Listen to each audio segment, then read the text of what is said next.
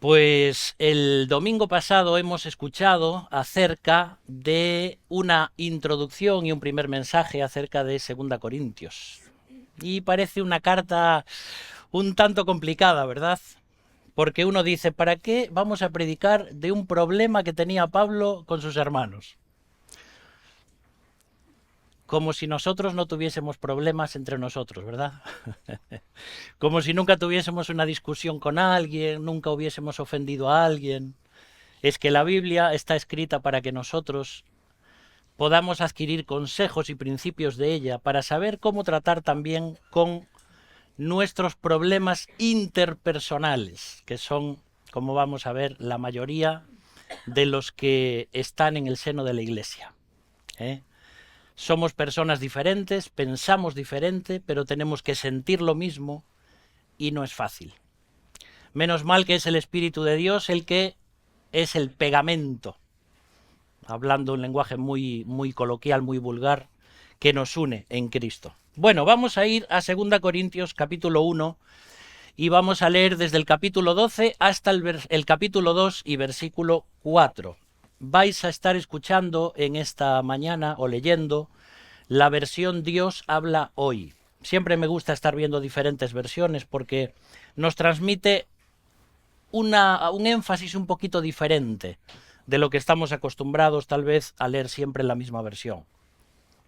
Entonces vamos allá, 2 Corintios 1:12.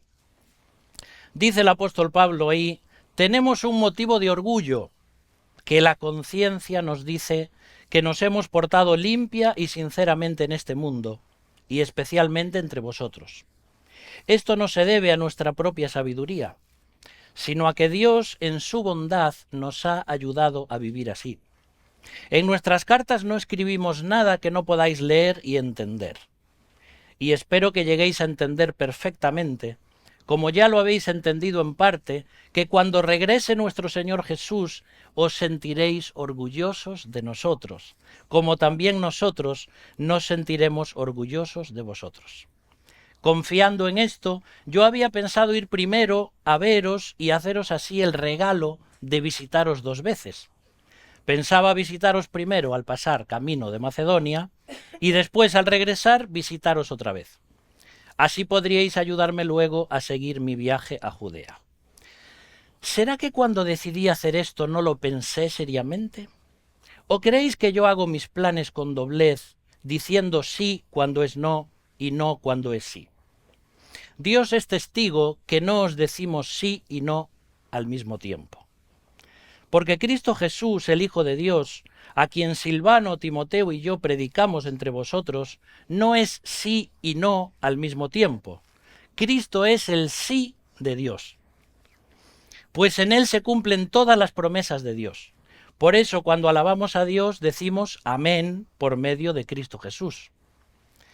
Y Dios es quien a nosotros y a vosotros nos ha afirmado al unirnos a Cristo, y nos ha consagrado, nos ha marcado con su sello, y ha puesto en nuestro corazón al Espíritu Santo como garantía de lo que vamos a recibir. Pero si todavía no he ido a Corinto como pensaba hacer, pongo a Dios por testigo de que ha sido por consideración a vosotros. No es que queramos imponeros lo que tenéis que creer, pues ya estáis firmes en vuestra fe. Lo que queremos es colaborar con vosotros para que tengáis alegría. Decidí, pues, no haceros otra visita que os causara tristeza.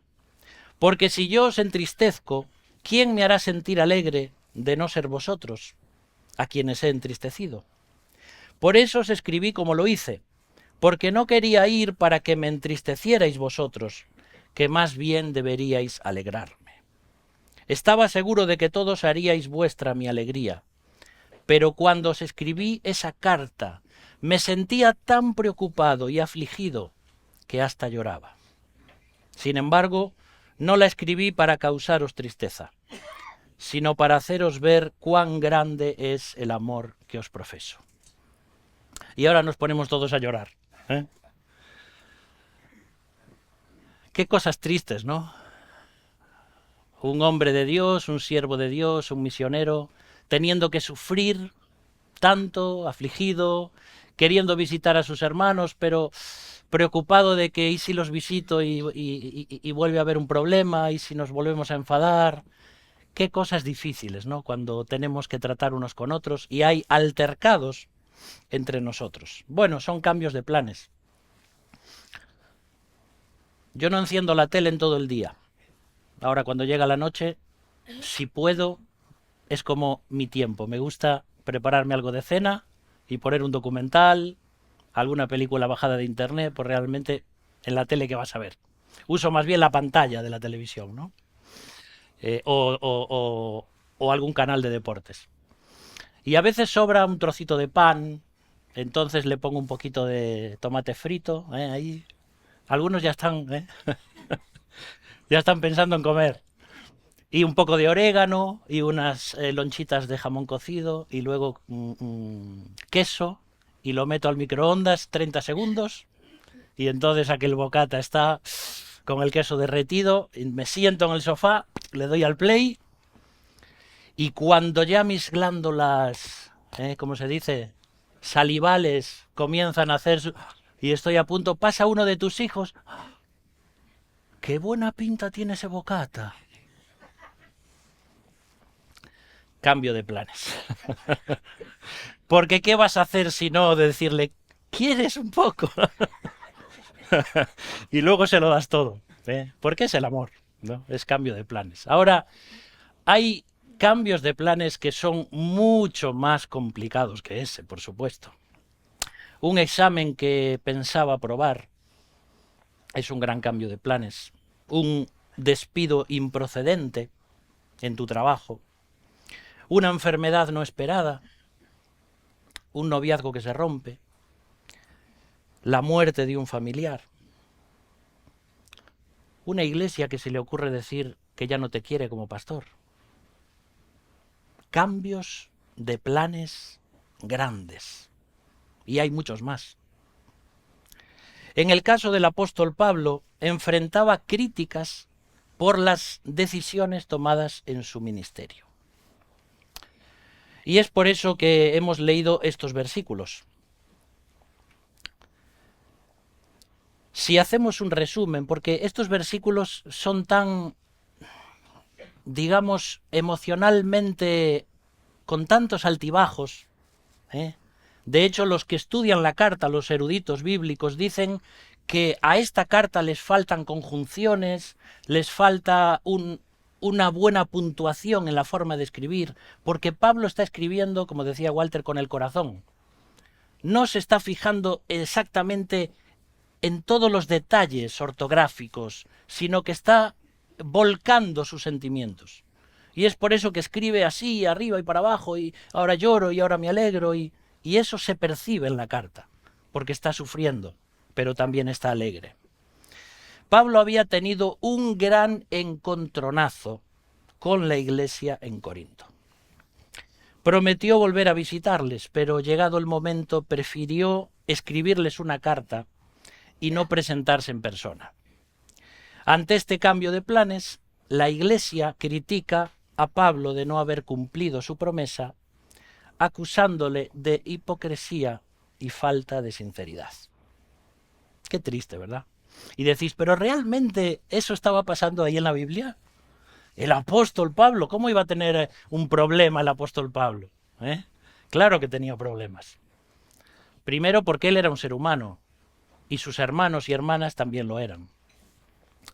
Si pudiésemos ver un bosquejo en esta mañana, podríamos ver desde este versículo 12 al versículo 17, encontramos el testimonio de la conciencia. Luego del versículo 18 al 22 encontramos el testimonio de la Trinidad. Y los últimos versículos nos encontramos con el testimonio del amor. Así es como he bosquejado estos versículos. Y vamos a comenzar ahí en ese versículo 12, porque lo primero que dice Pablo en el versículo 12 es que tiene una conciencia limpia. Ahora, ¿qué es la conciencia? No estamos hablando de consciencia, sino de conciencia. Algo que está más allá de nuestro propio cerebro. Para eso hay que investigar científicamente el tema. Ahora, si vas al diccionario de la Real Academia, te vas a encontrar con esta definición. La conciencia es el conocimiento del bien y del mal que permite a la persona enjuiciar moralmente la realidad y los actos, especialmente los propios. Bastante bien, ¿eh? Digo bastante bien como si yo supiese tanto como estos grandes catedráticos, ¿no?, de la Real Academia. Pero a nivel espiritual es una definición bastante buena. Pablo no tenía solamente una conciencia limpia con los corintios, sino con todo el mundo. Y tener una conciencia limpia no depende de nuestra propia sabiduría, sino de la bondad de Dios. Fíjate cómo dice ahí: esto no se debe a nuestra propia sabiduría, sino a la bondad de Dios que nos ha ayudado a vivir así. Así que tenemos, gracias a Dios, una conciencia limpia, y también cuando nosotros aplicamos los principios de la palabra de Dios a nuestra vida. Ahora, si pienso en mi propia vida, ¿tengo una conciencia limpia? Soy un jefe, tengo unos empleados, soy un empleado, tengo una familia, administro dinero, tantas cosas. ¿Tengo una conciencia limpia? Porque la conciencia primero te avisa dando gritos, luego la escuchas. Llega un momento que la vas endureciendo a tal forma que la conciencia apenas te susurra, y llega un momento cuando ya no la escuchas. Eso se llama endurecer la conciencia. Y tenemos que tener cuidado, porque la conciencia es algo que Dios puso en nuestra vida justamente para avisarnos, para que salten las alarmas cuando estamos haciendo algo que sabemos que no está bien. El gran filósofo romano Cicerón dijo: prefiero el testimonio de mi conciencia que el de aquellos que puedan hablar de mí. Es importante la conciencia. Y entonces Pablo habla de esto, porque aquellos hermanos le estaban criticando, le estaban acusando, pero él tenía una conciencia limpia. Y entonces en el versículo 14 habla también del regreso de Cristo. Aprovecha la coyuntura, aprovecha este problema para ir directamente a Cristo. Es una pasada como Pablo usa la teología para aplicarla a la vida personal. Y entonces habla ahí del regreso de Cristo y dice que cuando Jesús vuelva, tanto Pablo como sus hermanos corintios ya habrían dejado aquel problema atrás y estarían orgullosos y gozosos los unos con los otros. ¿Sabes? Lo que ahora nos separa estará ausente cuando Cristo vuelva. Las quejas, las críticas, las ofensas que nos hacemos unos a otros en este mundo. Y alguno puede decir: no, yo no critico, yo no ofendo a nadie. Entonces, cuando Santiago dice que todos ofendemos muchas veces, no hay nada que decir. Todos ofendemos muchas veces, unos a otros, queriendo y sin querer. Pero a pesar de todo eso, esas críticas se van a esfumar en la venida del Señor. Cuando ya no tengamos esta mente corrompida, este cuerpo con esta vieja naturaleza, el mundo haciendo presión en nosotros, Satanás tentándonos. Por tanto, ¿por qué no hacemos que se esfumen ya estos problemas que a veces tenemos entre nosotros? ¿Por qué no adelantarnos al futuro e intentar arreglar? Un día, cuando Cristo venga, yo me acercaré a ti y te diré: estoy orgulloso de ti. ¿Verdad que es una de las frases más bonitas que puede haber? Cuando un padre se acerca a su hijo y le dice: estoy orgulloso de ti. No hay nada que se pueda comparar con eso, porque esa frase dice mucho. Y cuando un hijo se lo dice a su padre, o cuando tú se lo dices a tus padres, que ya son mayores, o a un hermano en la iglesia, o a un anciano de la iglesia, o a alguien que acaba de meter la pata y también se lo dices. Un día yo te diré eso, y tú no tendrás otra alternativa que decírmelo a mí también. ¿A que no te lo crees? Decirle a Abraham, estoy orgulloso de él. Sí, porque estaremos glorificados, porque tendremos un cuerpo nuevo, porque ya seremos como Cristo y todos nuestros problemas de aquí abajo habrán pasado. Luego Pablo sigue hablando y en el versículo 17 habla de unas decisiones bien sopesadas. Las decisiones que se toman en el ministerio no son caprichos personales. Hay decisiones que puede y debe tomar toda la congregación, pero hay asuntos de índole privada, como por ejemplo algún pecado de algún miembro de la iglesia que no tiene un mal testimonio público, y es algo que a veces el propio liderazgo carga sobre sus hombros y lo lleva sin que la congregación tenga que saber eso. Y son decisiones que solo el Consejo de Liderazgo toma, con temor de Dios y por amor. Y esas decisiones están sopesadas, o deberían estarlo, y deberían ser guiadas por el Espíritu de Dios. También es cierto que si una persona está en el ministerio diciendo que sí a una cosa cuando realmente está pensando que no, o viceversa, esa persona no debería estar en el ministerio.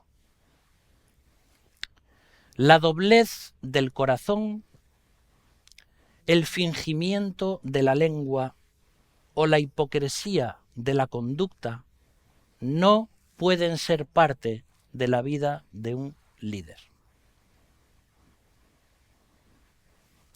Y a veces confundimos la falsa humildad con la doblez. Por desgracia, también hay pastores o líderes, obispos o hasta apóstoles, como se autodenominan hoy, que viven según sus caprichos y muchas veces usando el dinero de la congregación para sus placeres personales. Porque una cosa es ser fiel en la administración del dinero, pero otra cosa es ver a veces personas por ahí adelante con cosas que, bueno, ya lo hemos dicho muchas veces, ¿no? Y en un sentido manipulando a la congregación porque ellos necesitan todas esas cosas, porque son apóstoles de Cristo. Por eso nosotros intentamos siempre tener un equilibrio en esas cosas. Por eso intentamos animaros a ofrendar para Dios, pero al mismo tiempo que las cuentas de la iglesia sean completamente transparentes, y lo hacemos todos los años. Porque el tema del dinero es delicado.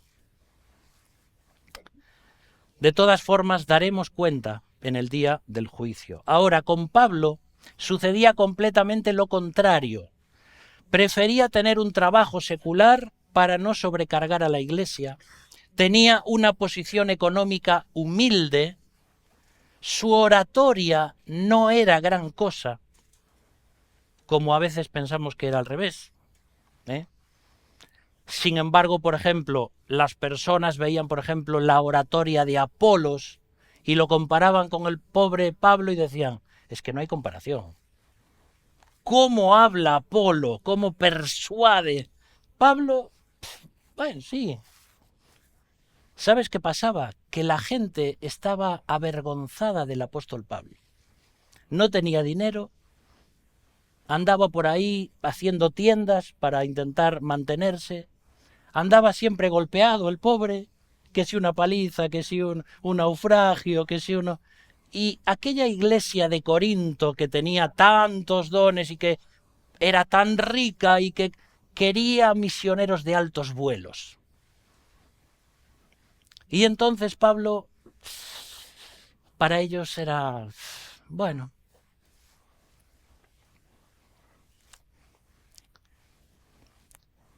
Y en todo esto Pablo está haciendo una defensa de su ministerio, porque quien le había llamado y quien le había comisionado era Dios mismo. Y por eso ahora usa la teología para irse ya al versículo 18 y hablar del testimonio de la Trinidad. No es solamente que Pablo decía, mirad, mi conciencia está limpia. Yo sé que lo que os he dicho de que quería ir a vosotros 2 veces y al final las circunstancias no se dieron o decidí otra cosa por amor a vosotros, delante de Dios tengo mi conciencia limpia, eso es importante.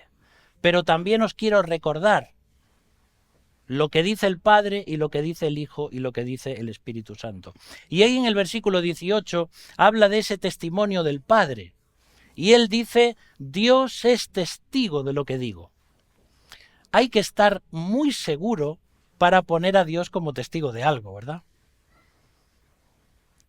No jurar por Dios, pero decir, pongo a Dios por testigo de que esto es así. Bueno, no cualquiera puede decir eso. El apóstol Pablo sí lo está haciendo aquí. Y luego en los versículos 19 al 21 encontramos el ejemplo del Hijo. Y entonces él piensa en Cristo y dice, mirad, cuando Jesús decía una cosa, la hacía. Y cuando decía que no, no la hacía. Y tanto Silas como yo, como dice ahí, como Timoteo, vivimos de esta forma. Y de hecho Jesús, por ejemplo, en Mateo 5:37, él dice así, si decís sí, que sea sí. Y si decís no, que sea no. Lo que se aparta de esto es malo. Y antes, por ejemplo, en el Antiguo Testamento, si leemos Isaías 53:9, hablando también de Cristo, dice que lo enterraron al lado de hombres malvados, lo sepultaron con gente perversa, aunque nunca cometió ningún crimen, ni hubo engaño en su boca. Jesús siempre dijo que sí o dijo que no, y siempre fue fiel e íntegro a esas palabras y a su vida. Si leemos, por ejemplo, Primera de Pedro, capítulo 2, versículos 22 y 23, también nos está diciendo el apóstol Pedro, Cristo no cometió ningún pecado ni engañó jamás a nadie. Cuando le insultaban, no contestaba con insultos. Cuando le hacían sufrir, no amenazaba, sino que se encomendaba a Dios que juzga con rectitud. Y este es el principio, el ejemplo que Pablo quiere seguir y que está siguiendo, de hecho, en su ministerio. El ejemplo de Cristo. ¿Cómo vivía Cristo? ¿Qué haría Jesús en mi lugar? De esa forma es de la que está viviendo y queriendo vivir el apóstol Pablo. Y luego, además del Padre y del Hijo, viene el Espíritu Santo. Tú fíjate cómo Pablo hace una teología aquí trinitaria, hablando o aplicándola a una defensa personal del ministerio, ¿no? Y podríamos hablar aquí en el versículo 22 de una triple garantía soteriológica, es decir, que tiene que ver con la salvación. Una triple garantía. Dice, nos ungió, nos selló y nos dio al Espíritu Santo. ¿A quién se ungía en el Antiguo Testamento? A los reyes, a los sacerdotes y a los profetas. Porque ellos estaban consagrados para Dios, para servir a Dios, y entonces eran ungidos con aceite, como el símbolo de que el Espíritu de Dios venía sobre ellos. Y cuando aquí Pablo dice que el Espíritu Santo nos ungió, luego más adelante lo puedes leer muchas veces en distintos versículos del Nuevo Testamento. Dice, somos reyes y sacerdotes para Dios. que ese es el propósito original que Dios siempre quiso para la humanidad. Si uno va a estudiar el contexto histórico, cultural, de Génesis, por ejemplo, cuando estudia lo que significa la imagen de Dios, y creo que alguna vez hemos hablado de esto, ¿por qué Dios pone a Adán y a Eva en un jardín? Porque los jardines en la antigüedad eran lugares donde el rey se paseaba, se manifestaba, y la imagen de Dios a veces tenía que ver con un ídolo que ponían en un lugar diciendo: el gobierno del rey llega hasta aquí, porque ahí está su imagen. Y cuando Dios pone a Adán y Eva en el jardín, está diciendo: yo quiero que vosotros seáis mis representantes, reyes y sacerdotes, que extendáis mi amor, mi gobierno a todo este mundo, cosa que no hicieron. Si te das cuenta, la imagen de Dios es algo que se repite continuamente a través de las Escrituras, porque es como que se ha perdido, que se ha difuminado, y Cristo viene de nuevo porque es la imagen de Dios, y ahora nosotros tenemos también la imagen de Dios. Es un tema muy, muy apasionante en las Escrituras. Pero Pablo está hablando ahí de que nos ha ungido, y como cristianos estamos ungidos, y como cristianos tenemos la unción. Últimamente en ambientes neopentecostales se habla mucho de recibir la unción. Tengo la unción. La Biblia dice que cualquier persona que recibe a Cristo como Salvador ya tiene la unción. Ya la tiene para siempre. No es algo que hay que esperar, no es algo que automáticamente Dios te lo da cuando tienes el Espíritu de Dios. Por eso estamos ungidos para servirle, y por eso todos somos reyes y sacerdotes para Dios. Bueno, todo un tema. Pero no solamente nos ungió, dice Pablo, sino que también nos selló. Y el sello es algo que habla de propiedad. Cuando Dios sella, está diciendo: esto es mío. Y el Espíritu Santo, al vivir en nosotros, que es, digamos, lo último que está hablando Pablo aquí, y de hecho lo vimos cuando vimos todo el tema de la neumatología del Espíritu Santo. No sé si fue Dani el que habló de esto, de qué significa este sello del Espíritu. Bueno, es un tema que ya vimos. Cristo nos sella con el Espíritu Santo, le pertenecemos, y dice ahí que es las arras, la garantía, el anticipo de algo que se compra. Tú, por ejemplo, vas a comprar algo y te dicen: bueno, date cuenta que esto es mucho dinero, tienes que dar un anticipo. Y eso es las arras. Y el Espíritu Santo es el anticipo que Dios me dio para decirme: Abraham, que sepas que esto es simplemente las primicias de lo que te espera en el futuro. Así que imaginémonos lo que nos espera, queridos hermanos. Porque tenemos el sello del Espíritu y Dios está diciendo: te lo doy porque es una garantía de todo lo que viene. La compra ya es tuya, por decirlo así, ¿no? Aunque la salvación no es una compra, es un regalo. Es una palabra griega esa en las arras, que se dice arrabón. Y uno dirá: ¿y para qué me sirve eso? Bueno, pues en el griego moderno, si tú vas, por ejemplo, a una joyería y pides una arrabona, ¿sabes qué es? El anillo de compromiso. Algunos estáis pensando en... Pues tienes que comprar una arrabona. Pues hoy en día se dice así, ¿vale? Y esto es lo que significa. Dios el Padre está formando una iglesia, una novia para su Hijo, y nos ha dado el anillo de compromiso, que es Cristo. Hay toda una simbología aquí en cuanto a esto. Bueno, de el testimonio de la conciencia al testimonio de la Trinidad, ahora nos queda el testimonio del amor. Porque en el versículo 23 Pablo va a explicar el porqué del cambio de planes para no ir a Corinto todavía. Y era ahorrarles un mal trago.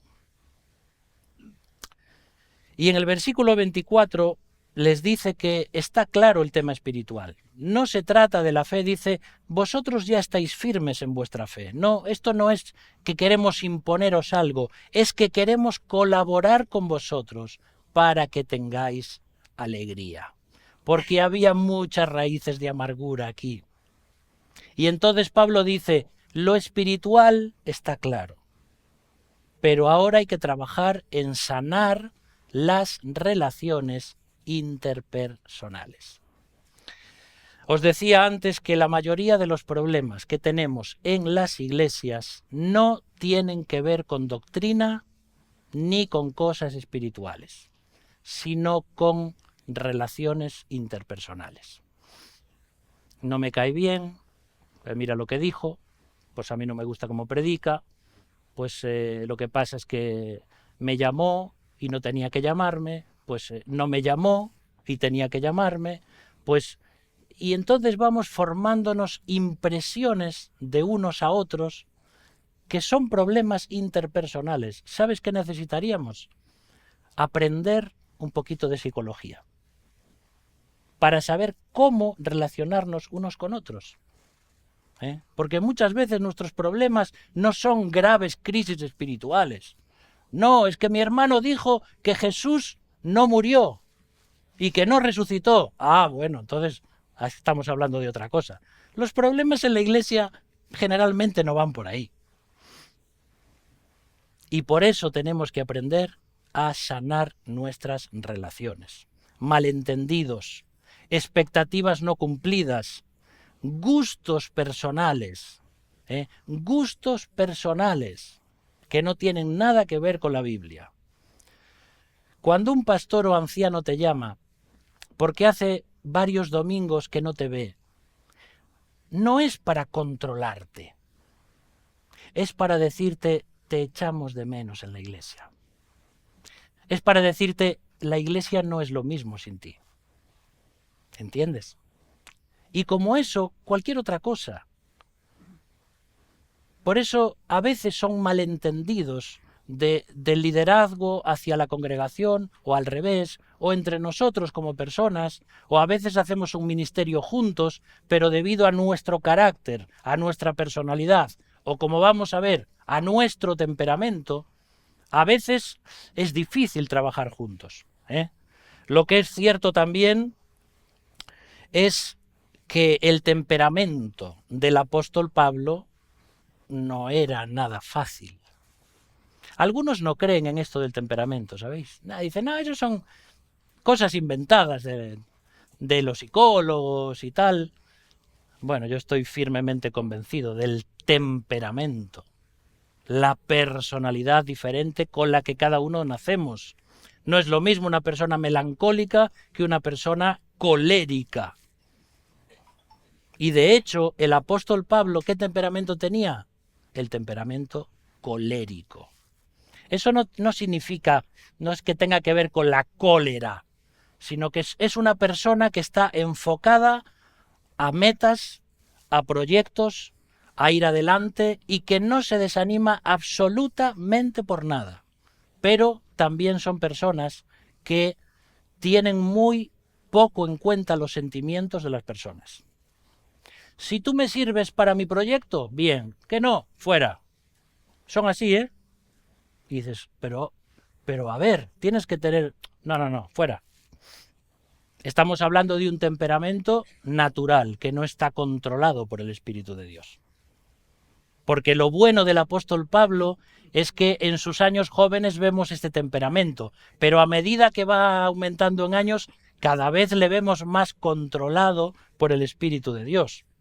Fíjate, por ejemplo, si te vas a Hechos capítulo 15, te encuentras una gran discusión y contienda del apóstol Pablo con los judaizantes. ¿Por qué? Porque él era así. ¿Cómo? ¿Me estáis diciendo que para ser cristiano hay que circuncidarse? Así era el apóstol Pablo, ¿eh? No era fácil, ¿eh? A una hermana que ya llevaba casi toda su vida soltera se le preguntó, ¿y tú por qué no te casaste? Y dice, es que el apóstol Pablo ya murió.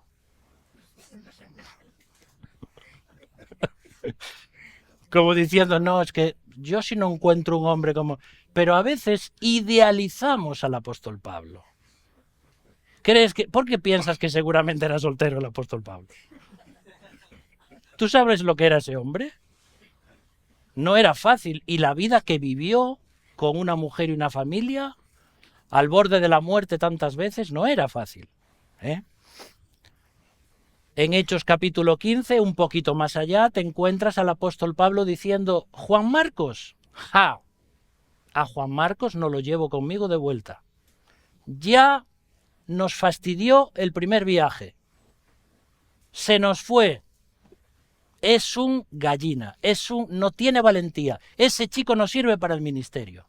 Y Bernabé discutió tanto con Pablo, porque Bernabé es de otro temperamento, de decir, Pablo, mira que es joven, que tiene que aprender, tenle un poco de paciencia, que no me da la gana.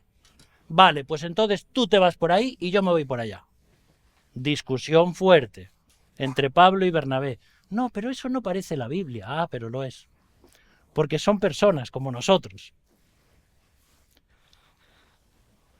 Y en Gálatas 2 te puedes encontrar al apóstol Pablo diciendo, y confronté a Pedro delante de todos. Hipócrita. Que dices, que tal y no sé cuánto, y luego te pones con los judaizantes, pero luego dices que no me seas falso. ¿Te das cuenta cómo era el apóstol Pablo? Estoy exagerando, ¿no? Pero no era un temperamento fácil. Y generalmente una persona de temperamento colérico que tiene don de evangelista es muy difícil de tragar, por ejemplo, para una persona que tiene don de pastor y que tal vez tiene un temperamento melancólico o flemático. ¿Te das cuenta? A veces los evangelistas como son. Mira, tengo un proyecto, vamos a ir aquí, vamos a conseguir esto, y esos proyectos son fantásticos, son maravillosos, pero al de temperamento colérico lo que le falta es poner los pies sobre la tierra, buscar a alguien que vaya a hacer cuentas, a administrar y a decir, espera, la idea es muy buena, pero vamos a medir para que tal... No, Dios proveerá, ¡bum!, pa'lante. Y luego van pidiendo dinero a las iglesias porque no les llegó el dinero para su campaña de tal, ¿entiendes? Pero esa es la forma de ser. Entonces lo ideal sería que en la iglesia de todos los temperamentos fuésemos capaces de entendernos, saber cómo es cada uno, valorar nuestras fortalezas, minimizar nuestras debilidades y con el Espíritu de Dios saber trabajar juntos. Es difícil. Pero así es como Dios quiere que la iglesia funcione y así también es como somos por naturaleza.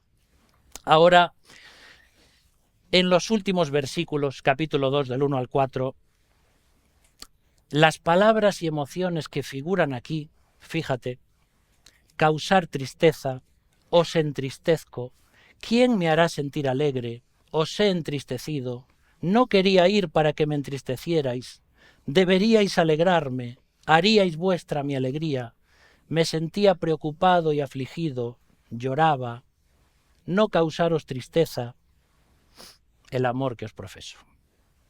¿Cuántos sentimientos? ¿Te das cuenta? Así a borbotones estaban las emociones del apóstol Pablo. Trabajar en la obra del Señor es maravilloso. Pero la obra del Señor está llena de personas y de roces personales. Y eso ya no es tan maravilloso. De hecho, el primer gran obstáculo en la obra del Señor, ¿sabéis quién es? Yo.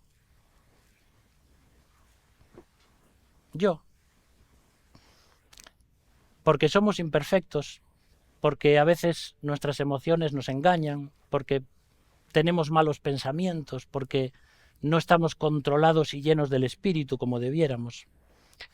Pero Pablo prefirió cambiar de planes por amor a sus hermanos. Y esto es lo que les está diciendo. Sí, os había dicho que iba a ir, pero queridos hermanos, ¿qué queríais? ¿Otra batalla campal? Preferí esperar un poco, preferí bajar las revoluciones y preferí escribiros una carta. Y entonces les está explicando. A veces es una decisión sabia dejar que pase un tiempo prudencial antes de arreglar un conflicto que está todavía echando humo. Y aquí ya daría para otro mensaje. La aplicación de todos estos versículos. Mira, consejos para arreglar un conflicto con otra persona. Primero, ¿qué me dice la conciencia? Segundo, cuando Cristo venga, estaré orgulloso de esa persona. Tercero, aclarar el porqué de mis decisiones. Cuarto, ¿el problema es espiritual o relacional?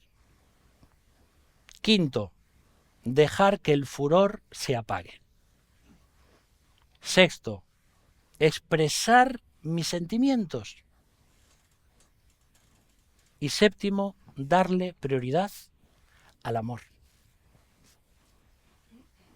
Porque a fin de cuentas Pablo decidió esto por amor a sus hermanos. Aunque al final sus hermanos no lo entendieron que era por amor, entendieron que era, no, es que Pablo dice una cosa y hace otra. A veces no entendemos las decisiones de otras personas. O a veces las decisiones en el ministerio. Pero si vamos con el amor por delante, como dice la Biblia, el amor cubrirá multitud de pecados. ¿Sabes que Dios también cambió sus planes por amor a nosotros? Él había creado a Adán y a Eva para que extendieran su imagen, su gobierno, y tuvo que cambiar de planes. Él ya lo sabía. Pero dijo, bueno, pues entonces, por amor a vosotros, mi hijo va a tener que morir en una cruz. Y si Cristo dio ese paso de amor, y si Cristo fue capaz de cambiar, de dejar su gloria en el cielo, para hacerse como nosotros, para morir, para sangrar, para ser sepultado en una tumba por amor a ti y a mí, entonces yo también tengo que seguir ese ejemplo. Jesús no tenía que haber sufrido en una cruz, pero lo hizo por amor. Y este es el mensaje del Evangelio. Tal vez estás aquí en esta mañana con un conflicto con otra persona, tienes consejos en estos versículos para seguir, pero al mismo tiempo tu gran conflicto, querido, es el conflicto con el pecado. Porque lo que te está llevando a tener un problema con otra persona es el pecado que mora en ti. Y el gran conflicto del pecado es algo que Cristo vino a deshacer y a destruir en la cruz. Por eso que en esta mañana lo más importante es que vengas a Cristo y le digas, Señor Jesús, perdóname. Señor Jesús, el problema soy yo. El problema es mi pecado. Y por eso te pido que me perdones. Quiero que cambies, que transformes mi vida. Y entonces tendrás el poder, el amor, el Espíritu Santo para poder seguir adelante en la vida cristiana. Padre, en esta mañana te alabamos y te adoramos. Te damos gracias por tu palabra, te damos gracias porque en ella encontramos hombres y mujeres como nosotros, que se equivocan, que se dejan llevar por su naturaleza pecaminosa, pero también hombres y mujeres que están guiados por tu Espíritu, como el apóstol Pablo. Un hombre lleno de pasiones, lleno de grandes desafíos y deseos por ti, pero también un hombre que era capaz de llorar, que era capaz de tener sentimientos por sus hermanos y que era capaz de cambiar de planes por amor. te pedimos, Señor, que nos perdones también a nosotros. Mientras estemos en esta tierra, nunca seremos una iglesia perfecta. Perdónanos, Señor, ayúdanos a ser como Cristo. Ayúdanos a estar llenos del Espíritu de Dios.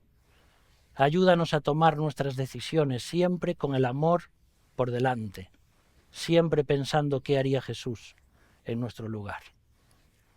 Y si hay personas en este lugar o viendo a través de Internet que tienen problemas en su relación con otras personas, que puedan aplicar estos principios a sus vidas. Y sobre todo entender que el gran problema que ellos tienen es la falta de reconciliación con Dios. Por eso yo te digo a ti que estás escuchando en esta mañana, si todavía no te has reconciliado con Dios, no has hecho las paces con Dios, eso es el primer paso, el más importante. Cuando tengas a Cristo morando en tu vida, serás capaz de perdonar a otros y de amar a otros como Dios lo ha hecho contigo. Amén.